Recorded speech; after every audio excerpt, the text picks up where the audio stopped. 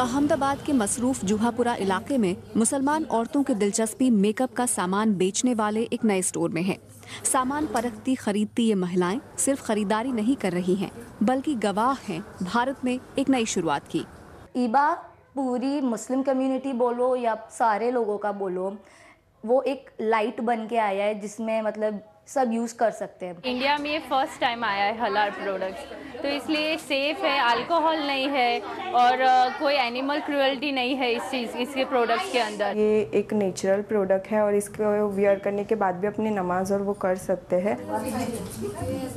ईबा हलाल केयर नाम का ये स्टोर भारत का पहला ऐसा ब्रांड है जिसने मेकअप का हलाल सामान बनाना और बेचना शुरू किया है। मुसलमान औरतों को हलाल सामान मुहैया कराने की इस पहल के जरिए दो बहनों की नजर है बाजार के उस हिस्से पर जिसे अब तक किसी भारतीय कंपनी ने नहीं छुआ।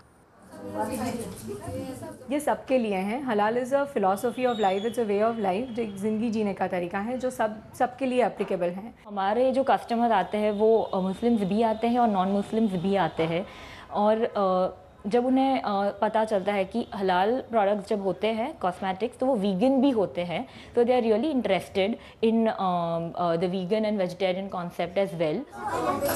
लेकिन ये ब्यूटी प्रोडक्ट्स न सिर्फ मुसलमानों में बल्कि बाकी खरीदारों में भी दिलचस्पी पैदा कर रहे हैं। इन प्रोडक्ट्स का आलमी बाजार बहुत तेजी से बढ़ा है। एक अंदाजे के मुताबिक फिलहाल यह तकरीबन $8 अरब है। मलेशिया, इंडोनेशिया और खलीजी ममालिक में इनकी मांग खासी बढ़ी है। भारत इस बाजार में कदम रखने वाला नया देश है जिसके पास हलाल सर्टिफिकेट जारी करने वाले मकामी इदारे हैं। पिग का direct consumption as such flesh के रूप में या फिर उनसे डिराइव जो भी केमिकल्स हैं, इंग्रेडिएंट्स हैं, एमल्सिफायर, फूड एडिटिव्स, जितनी भी चीज़ें आती है वो किसी तरह का हम अलाउ नहीं कर सकते। तीसरी चीज़ है कोई भी कार्निवोरस एनिमल और उसमें जो भी बर्ड्स जो कि क्लॉज और बीक यूज़ करके अपना प्रे करती हैं।